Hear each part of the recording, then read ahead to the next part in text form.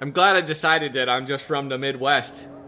Because this voice is a lot easier for me to do than a Russian voice. We made our way back to the bank to collect our money. Probably because I'm so used to hearing it on a regular basis.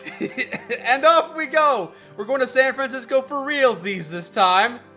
It's going to be a little rough, but we'll be fine because we have clothing. Toot toot, let's take this boat! Something's happening immediately. The Waterlily was a sleek, iron-hulled ship-to-submarine prototype captained by a severe American by the name of Wicker. He wore a top hat because he's fancy, and he liked tea, and he greatly endeared himself to my master. You should try and see if you can get up into Canada so that I could just start talking about the city of my youth. Because I've done that like 3 times now. Our cabin, while hardly spacious, was adequate for our needs. One of the midshipmen came by to show us how to use pressure seals in case of submersion. But in all other aspects, I looked forward to it. A peaceful steamship ocean crossing. I was not to be so lucky. Ooh, little bit of foreshadowing there.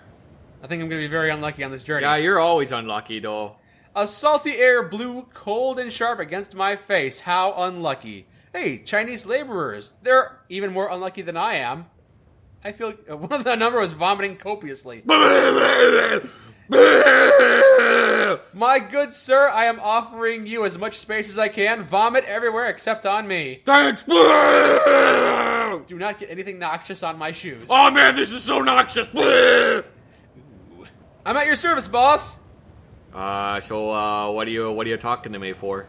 We don't have a whole lot of money. We spent a lot of money on this journey, didn't we? I mean, you know, it's my prosperity we're gambling on.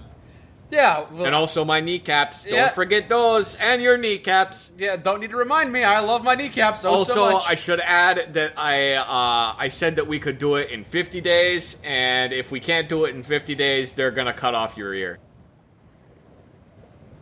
I accompanied Mr. Fogg to a game of whist. I don't even know what the hell whist is. What is this? The game of his youth. His most favoritist card game ever. It is? When was this my favorite card game? I don't remember this now. What I want is to play a good hand of euchre. Of course. You can't believe there's all these people on the boat and not one of them knows how to play euchre. Hey, look, it's Mademoiselle Loretta. She's smiling triumphantly at you. It's almost like you don't know how to play whists. I have no idea how to play this game. Hey, congratulations on beating my master at a game he has no idea how to play. And we just continued our journey across the Atlantic, or Pacific. This is the Pacific. One of those oceans. A short Japanese-American woman gave me a look of scorn. I suggested a drinking contest. She was vicious, and her glee spread across Commander Davis's face. I began to think my suggestion to pour Switch to an acrobatic contest, because you're good at those. Yeah, now that I still have my kneecaps, I might not be good at these for much longer. But my sheets are already at half-mast, and I had no coordination or balance, and could not pull off a simple backflip without landing as I did, most painfully on my buttocks. They carried me back to my boss. Yeah, I think this belongs to you. They chucked me into his room, face first. Hey, how's it going, boss? You're really embarrassing me, don't you know? It's okay. You're never going to see these folks again. I mean, you'll see them tomorrow because they can't leave or anything. I was climbing the rigging, as an exercise, of course. Gotta get as much use out of these kneecaps while I still have them. And, I certainly wasn't spying on the crew or anything. Yet, there were 2 crewmen arguing in a pidgin mix of English and Japanese. I peered upwards with my eyes that haven't been scooped out with melon ballers yet. And... No, they're not gonna take out your eyes. Oh, you're here up with me too! You spying on them as well? No, I'm on the radio. I'm peering through windows, and I see trouser-wearing sailors grabbing violently at his compatriots, but stumbling over the platform's edge. He's falling off the ship! I am unable to look away. As he fell, his body lay still and crumpled on the deck. I heard his screaming in my head for days. Wow, somebody died on this journey, and it wasn't you. You must be so happy. I watched the fallen sailors... you know what? There's this other guy who's involved. He pushed him off the edge, but I'm just gonna leave. It's not my business. Goodbye. Boy, what a dangerous journey. These guys gotta watch their footing. It's very slippery on this boat, of course. All wet. And the crew held a funeral for the dead sailor. I was not invited, so I didn't go. No, you did go. But I did go, apparently, because I watched him fatally plunge. Captain Wicker led a Christian service. I was surprised by the absence of the sailor's companion, almost like the person who murdered him couldn't bear to be there. Yet he was not the only one missing from the funeral. Oddly, only half the crew had come to pay their respects. Must have been a dick. No one liked him. Rest in peace. Hey, was that guy a dick that no one liked? He was a convert. The captain taught him to read the Bible. That didn't answer my question! And then we continued on. Oh, so we gained ourselves a day. We crossed the date line. Technically, that's correct. We reached a point directly opposite Greenwich. We're the first people to circumnavigate the globe, don't you know? We haven't done that yet. Wait, what? Oh, we had reached the point directly opposite Greenwich, where the hours we had lost in traveling around the Earth were added back. A whole extra day. We would arrive in Honolulu in 5 days. Sounds wonderful. Oh, that's great. Yeah, no.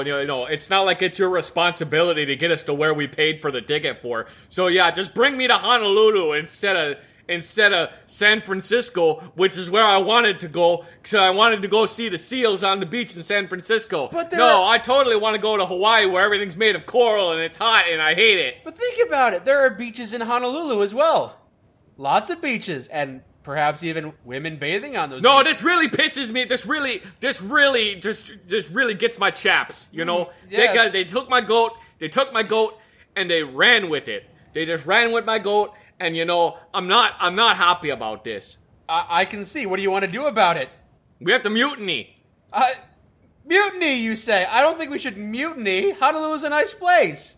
Just, go do something to make sure that we go to San Francisco instead of Hawaii. Or at least we get our money back. Should I use my funds that I've... How are you gonna use our funds to get our money back? Okay, I guess I'll use my natural charm instead. Yeah, do that one. What if you do it? What's gonna happen if I can't charm him to going towards our destination? I don't know, we're gonna mutiny in 5 days when we reach Honolulu. Wait, why are we mutinying when we reach Honolulu? Whatever, we're mutinying when we reach Honolulu, and we're taking this boat all the way to, that one place. Boy, you got a real mutiny boner, don't you? I decided to desecrate the Shinto shrine and blame it upon the zealous Christian converts of the crew. It was not long before the Shinto adherents began to seethe and mutter of their ill temperament, or of their ill treatment, looking towards the captain with suspicious eyes. Such suspicion could easily be tipped into revolt. I don't know why I'm a part of this. I don't want to cause a mutiny. I wanted to go to Honolulu. Honolulu's nice, but okay. Next, I attempted to integrate myself with Commander Davis and the submariners, who were rather storm-tossed and disgruntled. There are no storms underwater, the commander muttered, his hair a tangle underneath her cap. We should have submerged, I argued.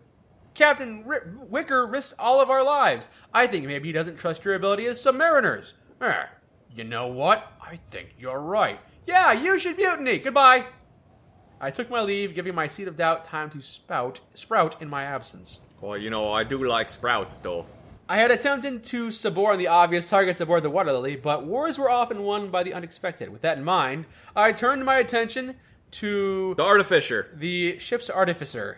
A tall, rather imposing woman in a short jacket embroidered with the guild's copper lily. Artificers were notoriously neutral in the matter. Show her the medallion. Okay, bye. Here's a medallion. She sighed heavily and told me to call her Shaznaz. It seems that I must honor my guild's debt, she said, with evident reluctance. You may call upon me. And the medallion actually served a very good purpose. I spent the day putting the last finishing touches to my planned mutiny. It was a matter as delicate and serious as the creation of a souffle by a master chef. I spread word of my signal amongst my allies. Stayed up late to make sure my plans were not sabotaged, ensuring that every man and woman was on my side. Boy, crossing this ocean takes a long time, all right. And we arrived in Honolulu. Guess we have no time for a mutiny after all. Wouldn't you agree? We don't need a mutiny after all. It's unnecessary because we're here in Honolulu. So you're planning... Nope, we're still gonna mutiny. But we're already in Honolulu. Yeah, we're taking the boat and we're going to San Francisco. I have serious doubts about this. I don't care. All right, I'm going to signal the mutiny. Mutiny! Start the mutiny! All right. Hey, okay, now that you've done all the legwork, I'm going to be the one to start the mutiny. All right. So where's the big scissors so I can cut the ribbon off the mutiny starting thing? No, here's a button. You press the button and the mutiny signal appears in the sky, causing the mutiny to appear. Okay, I pressed the button. And the ship has erupted into chaos. Everywhere was the clash of sabers and pistols, and I heard the shriek of the officers' sonic weapons, but I was not alone. The half of the crew that followed the Shinto creed fell in behind me. with a rallying cry. They fought their Christian crewmates with vicious determination. Boy, I love starting holy wars.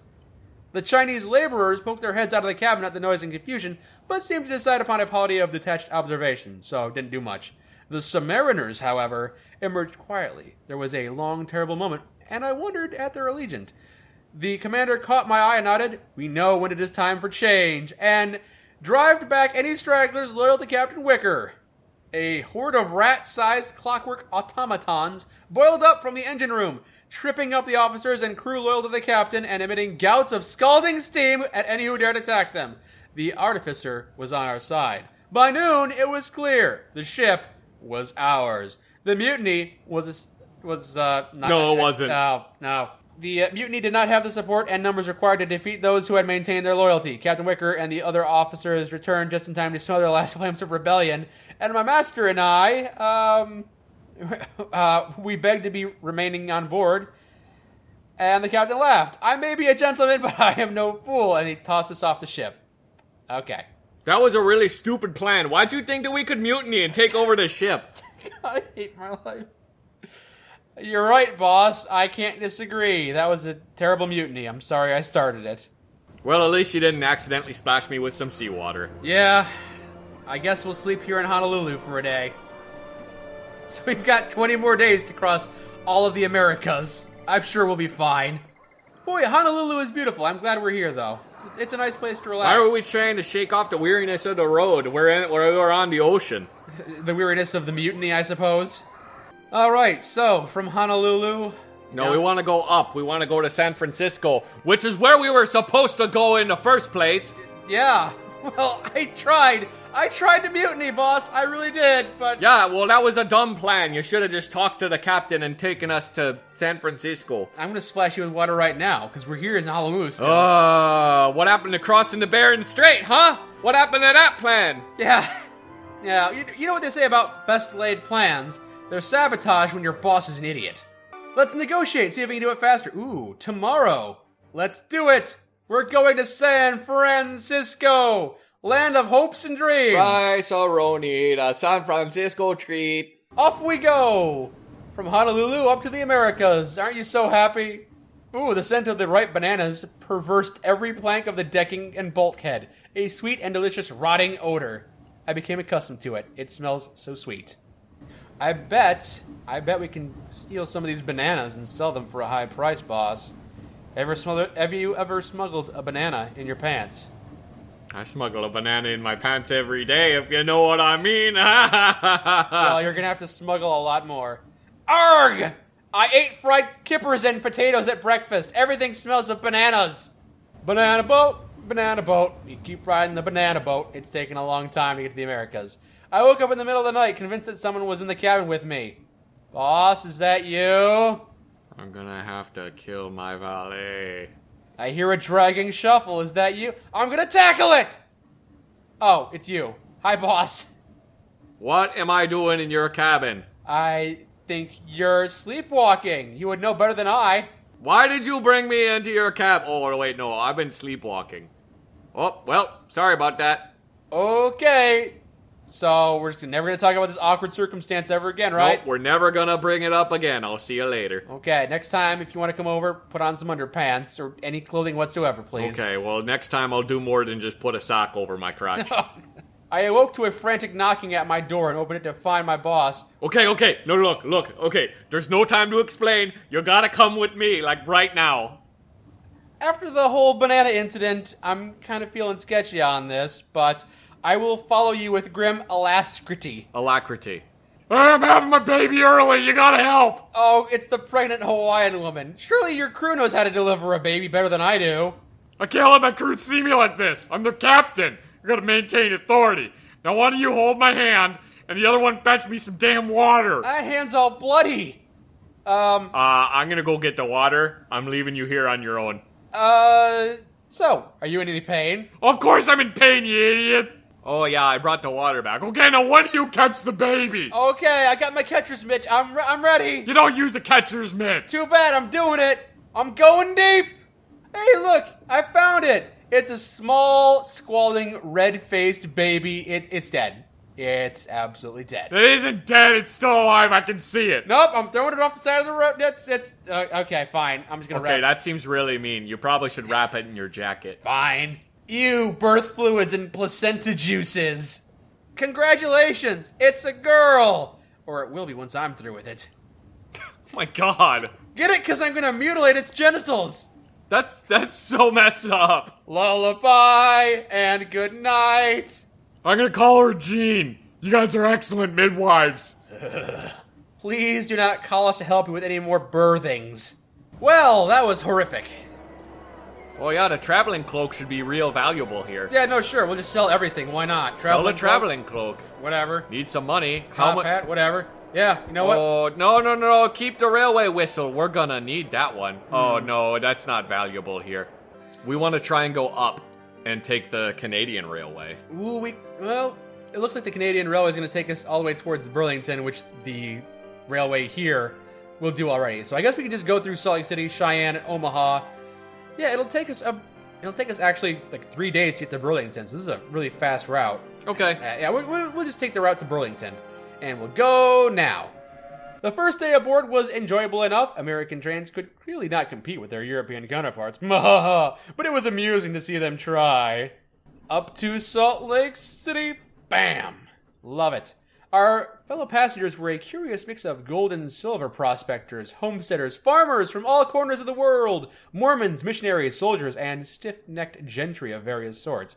I gave a young black woman with a deep red bonnet an infectious laugh. Ha ha! And a nod of greeting. Her name was Diana. I'm meeting my husband in Cheyenne. He did construction work in New York, but New York isn't safe anymore. Not since the Anvils moved in. We have enough money to move now. The Anvils, the toughest street gang around. You can hit them with a hammer, but they keep on standing steadfast. Everybody knows this. Where have you been? Russia? Are they just actual anvils? No. Yes, maybe. I don't know. I've never seen them. Where else can one go but to New York? I asked. New Orleans. Go to New Orleans, although it's dangerous in its own way. So, maybe don't go to New Orleans. There's a guy over there with a painfully trimmed mustache and impeccable suit.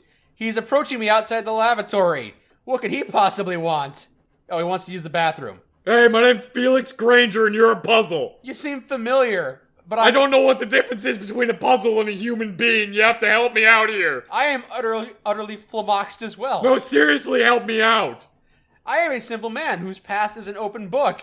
Oh, no. I mean, you're a puzzle. I just gotta figure out what kind of puzzle you are. Are you like a jigsaw puzzle? Or are you like one of those puzzle boxes? I'm sorry, I'm for ages 8 to 13 and you're clearly older, so I'm sorry. If I like twist your head weird, does it open up a thing inside it? I am immediately suspicious of your motives. Excuse me. I must go. Alright, well, okay, I'll see you later. I've gotta go water my plants. I'll be back. I'll figure out what kind of puzzle you are. What a strange, ill-mannered fellow he is. I hope I never see him again.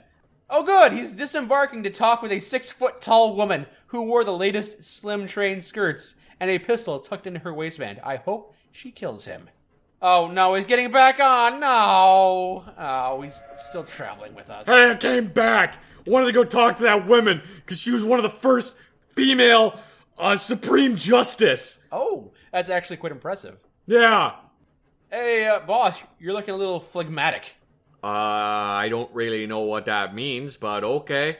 You look phlegmatic because we're being held up at gunpoint by Oh, bandits. wait, we're being held up by gunpoint at bandits. Okay, well, we don't have a whole lot of money to give them, but if we resist, they might shoot. It's okay, I brought a pistol. I know how to fire a gun. The lead bandit fired his gun into the air. The name is Jesse James. Now you're gonna The name is Jesse James. Now give me everything you got. The saber lifted to my throat. I moved to draw my revolver, but the man knocked my hand aside. Let's all keep calm, shall we? I handed over my wallet. There's nothing else I can do. I have no money now. He tossed me 10 pounds back in return.